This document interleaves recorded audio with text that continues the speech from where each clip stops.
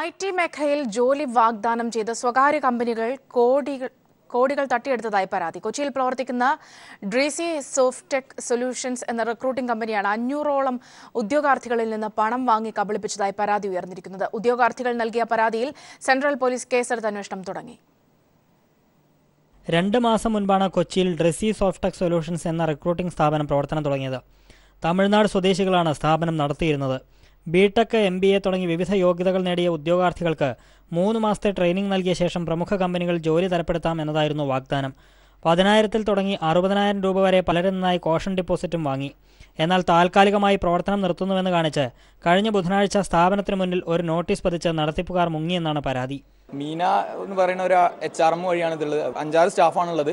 അതിഥി എന്ന് പറഞ്ഞ ഒരു ആണ് CEO എന്ന് പറഞ്ഞിട്ടുള്ളത്. പക്ഷേ അതിൻ്റെ പേര് ഇപ്പോഴാണ് ഞങ്ങൾക്ക് കറക്റ്റായിട്ട് മനസ്സിലായത്. വേറെ എന്തോ ഒരു പേരാണ്. അപ്പോൾ അത് പാൻ കാർഡും ID കാർഡും കൊടുത്തിട്ടുണ്ട്. അപ്പോൾ അത് വെച്ചിട്ട് ഞങ്ങളിവിടെ കംപ്ലയിൻറ്റ് അത് വെച്ചിട്ടാണ് കൊടുത്തുള്ളത്. 500ഓളം പേരാണ് കബളിപ്പിക്കപ്പെട്ടിരിക്കുന്നത്. ഇവരുടെ പരാതിയിൽ സെൻട്രൽ പോലീസ് വഞ്ചനാ കുറ്റത്തിന് കേസെടുത്തു. തമിഴ്നാട് സ്വദേശികളായ പ്രതികൾക്ക് വേണ്ടി പോലീസ് അന്വേഷണം തുടങ്ങി. News bureau, Kochi. പുതിയ ഭാരവാഹികളെ തെരഞ്ഞെടുത്തതുമായി ബന്ധപ്പെട്ട് ഉമ്മൻചാണ്ടി പ്രസിഡന്റായ കേരള കശുവണ്ടി തൊഴിലാളി കോൺഗ്രസിൽ പോര്. അന്തരിച്ച എഴുകോൺ സത്യശീലന്റെ മകൻ സവിൻ സത്യനെ ജനറൽ സെക്രട്ടറിയാക്കിയതിനെതിരെയാണ് പടനീക്കം. സംഘടനയെ പിടിച്ചെടുക്കാനും കുടുംബസ്വത്താക്കാനുമാണ് ശ്രമമെന്ന് എതിർവിഭാഗം ആരോപിച്ചു. സംഘടനയുടെ സംസ്ഥാന പ്രസിഡന്റായി മുൻ മുഖ്യമന്ത്രി ഉമ്മൻചാണ്ടിയെയും മറ്റു ഭാരവാഹികളായി മംഗലത്ത് രാഘവൻ നായർ, സവിൻ സത്യൻ എന്നിവരെയും ദിവസങ്ങൾക്ക് മുമ്പാണ് തെരഞ്ഞെടുത്തത്. എന്നാൽ സംഘടനാ രീതി അനുസരിച്ചല്ല പുതിയ ഭാരവാഹികളെ നിശ്ചയിച്ചതെന്നും നിയമവിരുദ്ധമായ നടപടികളാണ് ഇതുമായി ബന്ധപ്പെട്ടുണ്ടായതെന്നും ആരോപിച്ച് സംഘടനയിലെ ഒരു വിഭാഗം രംഗത്തെത്തി. സംഘടനയുടെ സംസ്ഥാന ജനറൽ സെക്രട്ടറിയായിരുന്ന വി സതീശന്റെ നിര്യാണത്തെ തുടർന്നാണ് പുതിയ ഭാരവാഹികളെ നിശ്ചയിച്ചത്. DCC ഓഫീസിൽ ചേർന്ന എക്സിക്യൂട്ടീവ് യോഗമാണ് തെരഞ്ഞെടുപ്പ് നടത്തിയതെന്നും ഔദ്യോഗിക വിഭാഗം വാർത്താക്കുറിപ്പിൽ അറിയിച്ചിരുന്നു. എന്നാൽ ജനറൽ സെക്രട്ടറി സ്ഥാനത്തേക്ക് വി സതീശന്റെ മകൻ സവിൻ സത്യനെ അടക്കം തെരഞ്ഞെടുത്തതിനെ സംഘടനയിലെ ഒരു വിഭാഗം ചോദ്യം ചെയ്യുന്നു. കുടുംബവാഴ്ചയെന്ന പോലെ ഭാരവാഹികളെ നിശ്ചയിക്കുന്നത് തൊഴിലാളി സംഘടനയ്ക്ക് ചേർന്നതല്ലെന്ന് കശുവണ്ടി തൊഴിലാളി കോൺഗ്രസ് സംസ്ഥാന സെക്രട്ടറിയും INUC കൊല്ലം ജില്ലാ സെക്രട്ടറിയുമായ VD സുദർശൻ പറഞ്ഞു. ഇതൊരു പിടിച്ചടക്കൽ പോലെയാണ് ഈ യൂണിയന്റെ ജനറൽ സെക്രട്ടറിയായി സത്യശീലന്റെ മകനെ കൊണ്ടുവരുന്നത് എന്നുള്ളതാണ് യാഥാർത്ഥ്യം.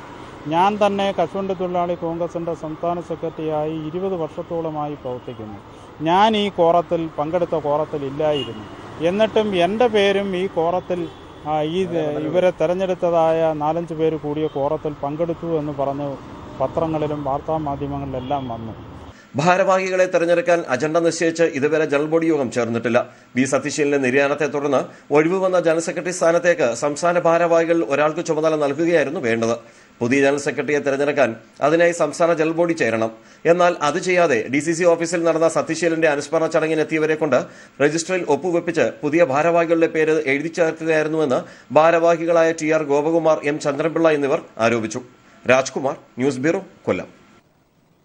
ഭൂമിയിലെ ദേവസംഗമം എന്നറിയപ്പെടുന്ന തൃശൂർ ആറാട്ടുപുഴ പൂരം ഇന്ന്. പെരുമയിൽ പേരെടുത്ത തൃശൂർ പൂരത്തേക്കാൾ പഴക്കമുള്ള ആറാട്ടുപുഴ പൂരത്തിൽ 70-ലധികം ഗജവീരന്മാരാണ് അകമ്പടിയായി എത്തുന്നത്. പെരുവനം കുട്ടന്മാരാരുടെ നേതൃത്വത്തിൽ നടക്കുന്ന മേളപ്പെരുക്കത്തോടെയാണ് ഘടകക്ഷേത്രങ്ങളിലെ പൂരങ്ങൾക്ക് തുടക്കമാകുന്നത്. വൈകിട്ട് 7:30 മുതൽ നടക്കുന്ന പൂരാഘോഷം കൈരളി TVയിൽ തത്സമയം സംപ്രേഷണം ചെയ്യും.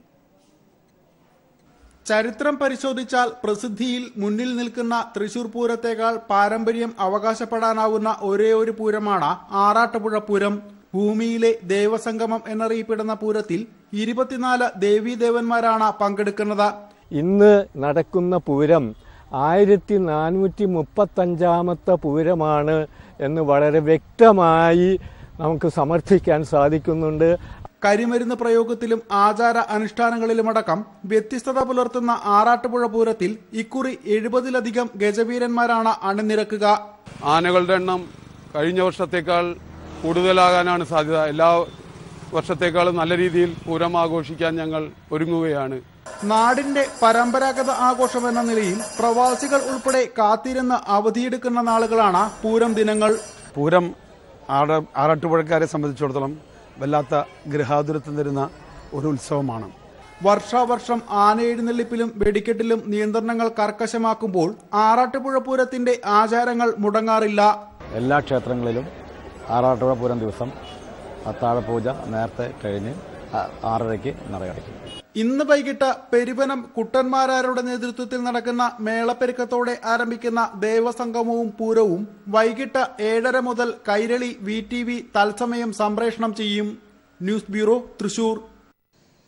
കാസർഗോഡ് പോലീസ് കസ്റ്റഡിയിലെടുക്കുന്നതിനിടയിൽ യുവാവ് കുഴഞ്ഞു വീണ് മരിച്ച സംഭവം സ്പെഷ്യൽ ബ്രാഞ്ച് ഡിവൈഎസ്പി അന്വേഷിക്കും. കാസർഗോഡ് SIയെ AR ക്യാമ്പിലേക്ക് മാറ്റുവാനും തീരുമാനം. DGPയുടെ നിർദ്ദേശപ്രകാരമാണ് ഇത്.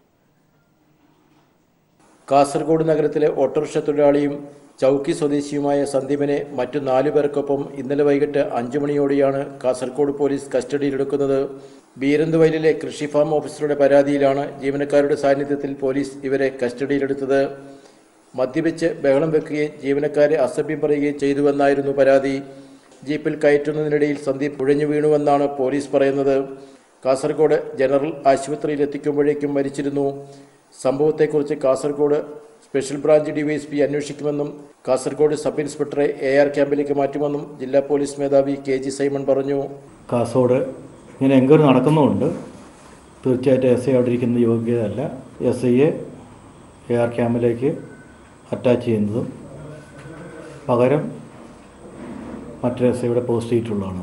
തുടർ നടപടികൾ ഹസനാരുടെ റിപ്പോർട്ട് കിട്ടിയതിനു ശേഷം സ്വീകരിക്കുന്നതായിരിക്കും. സന്ദീപ് പോലീസ് മർദ്ദനത്തിൽ കൊല്ലപ്പെട്ടുവെന്നാരോപിച്ച് BJP പ്രവർത്തകർ കാസർഗോഡ് പോലീസ് സ്റ്റേഷന് മുന്നിൽ പ്രതിഷേധ ധർണ നടത്തി. കാസർഗോഡ് നിയോജക മണ്ഡലത്തിൽ BJP ഇന്ന് ഹർത്താലും പ്രഖ്യാപിച്ചു.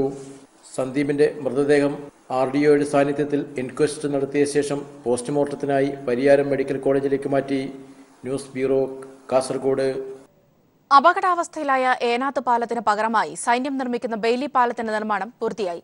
പാലത്തോടൊപ്പമുള്ള നടപ്പാതയുടെ നിർമ്മാണമാണ് ഇപ്പോൾ പുരോഗമിക്കുന്നത്. ഈ മാസം 10-ന് പാലം നാട്ടുകാർക്ക് തുറന്നുകൊടുക്കും. പത്തനംതിട്ട, കൊല്ലം ജില്ലകളെ ബന്ധിപ്പിക്കുന്ന കല്ലടയാറിന് കുറുകെ ഏനാത്ത് സൈന്യം ബെയിലി പാലം നിർമ്മിച്ചത് വെറും 48 മണിക്കൂറുകൾ കൊണ്ടാണ്. തിങ്കളാഴ്ച ആരംഭിച്ച ജോലി ചൊവ്വാഴ്ച വൈകിട്ടാകുമ്പോഴേക്കും 95% ജോലികളും പൂർത്തിയായിരുന്നു. തുടർന്ന് സൈനിക വാഹനം ഓടിച്ച് പരീക്ഷണ ഓട്ടവും പൂർത്തിയാക്കി. രാവും പകലുമുള്ള സൈന്യത്തിന്റെ അധ്വാനത്തിന് കൂട്ടായി ഏനാത്തെ നാട്ടുകാരും ഒപ്പമുണ്ടായിരുന്നു. ഇവിടെയുള്ള മുഴുവൻ ജനങ്ങൾക്കും ചെറിയ ചെറിയ വണ്ടികൾ, ആംബുലൻസുകൾ എല്ലാം ഈ വഴി പോകുന്നത് മൂലം ജനങ്ങൾക്ക് വളരെയധികം ആശ്വാസകരമായ രീതിയിലാണ് ഈ വേലിപ്പാലം ഇന്നിവിടെ നിർമ്മിച്ചിരിക്കുന്നത്. ഇതുകൊണ്ട് ജനങ്ങൾ വളരെയധികം ഈ ഏനാത്ത് മേഖലകളിലും ഇതുവഴി പോകുന്ന ജനങ്ങളും വളരെയധികം സന്തോഷമാണ്. ഇരുവശത്തുമുള്ള നടപ്പാതകളുടെ നിർമ്മാണം അന്തിമഘട്ടത്തിലാണ്. കുളക്കട ഏനാത്ത് കടവുകളിലെ അടിത്തറ ബലപ്പെടുത്തുന്നതിനായി KSTPയുടെ നേതൃത്വത്തിൽ പാറകൾ അടുക്കുന്ന പ്രവൃത്തികളും പുരോഗമിക്കുകയാണ്. 35 മീറ്റർ നീളത്തിലും 3.5 മീറ്റർ വീതിയിലുമാണ് പാലം നിർമ്മിച്ചിരിക്കുന്നത്. പാലത്തിന്റെ മധ്യഭാഗത്ത് എവിടെയും തൂണുകളില്ല. ക്ലാസ് 18 വിഭാഗത്തിൽപ്പെട്ട ചെറിയ വാഹനങ്ങൾക്ക് മാത്രമേ ബെയിലി പാലത്തിലൂടെ പോകാൻ സാധിക്കുകയുള്ളൂ. 10-ാം തീയതിയാണ് ബെയിലി പാലത്തിന്റെ ഉദ്ഘാടനം. News bureau, Pathanamthitta. നിത്യഹരിത നായകൻ പ്രേം നസീറിന്റെ 90-ാം ജന്മവാർഷിക ദിനം ആഘോഷമാക്കി തലസ്ഥാനം. പ്രേം നസീർ ഫൗണ്ടേഷൻ സംഘടിപ്പിച്ച ചടങ്ങിൽ നസീറിനൊപ്പം സിനിമയിൽ പ്രവർത്തിച്ചവർ അദ്ദേഹത്തെ അനുസ്മരിച്ചു. നസീറിന്റെ നായകന്മാരുടെ സംഗമത്തിനും ചടങ്ങ് വേദിയായി. മലയാളത്തിന്റെ നിത്യഹരിത നായകൻ പ്രേം നസീറിന്റെ നവതി ദിനാഘോഷം അദ്ദേഹത്തിന്റെ സ്മരണകളാൽ സമ്പന്നമായി. പ്രേം നസീർ നിത്യവസന്തം എന്നു പേരിട്ട ചടങ്ങിൽ നസീറിന്റെ ആദ്യ നായിക നെയ്യാറ്റിൻകര കോമള മുതൽ മേനക വരെ ഓർമ്മകൾ പങ്കുവച്ചു. 130ഓളം സിനിമകളിൽ നസീറിനൊപ്പം അഭിനയിച്ച ഷീല. നിങ്ങളെയെല്ലാം നേരിട്ട് കാണാൻ ഒരു അവസരം നൽകിയ ഇതിന്റെ ഭാരവാഹികളോട് ഞാൻ നന്ദി പറയുന്നു. നന്ദി, നമസ്കാരം. തീർന്നില്ല. ഇങ്ങനൊരു പ്രസംഗം എനിക്ക് എഴുതി അയാട്ട് ചെയ്ത് എന്നെ പഠിപ്പിക്കുകയായിരുന്നു. ആരായിരുന്നു? നമ്മുടെ പ്രിയപ്പെട്ട നസീർ സാർ. അന്ന് മുതൽ ഇന്ന് വരയ്ക്കും ഈ പ്രസംഗമാണ് ആദ്യം ഞാൻ പറഞ്ഞുകൊണ്ടിരിക്കുന്നത്. നസീറിനൊപ്പമുള്ള നല്ല നാളുകൾ ഓർത്തെടുത്ത നടി ശാരദ. ദൈവം ഡയറക്റ്റായിട്ട് നമ്മുടെ മുമ്പിൽ വരില്ല, മാനവ രൂപത്തിൽ വരുമെന്നാ പറയേ. അതാണ് നമ്മുടെ നസീർ സാർ എന്ന് ഞാൻ പറയും. KR വിജയ, KPSC ലളിത, വിധുബാല, അംബിക, ശ്രീലത നമ്പൂതിരി, സീമ തുടങ്ങിയവരും നിത്യഹരിത നായകനെക്കുറിച്ച് വാചാലരായി. സിനിമയുടെ വിവിധ മേഖലകളിൽ നസീറിനൊപ്പം പ്രവർത്തിച്ചവരെ ആദരിച്ച ചടങ്ങിൽ അദ്ദേഹത്തിന്റെ മകൻ ഷാനവാസും പങ്കെടുത്തു. നിശാഗന്ധിയിൽ നടന്ന ചടങ്ങ് മന്ത്രി കടകംപള്ളി സുരേന്ദ്രനാണ് ഉദ്ഘാടനം ചെയ്തത്. News bureau, Thiruvananthapuram.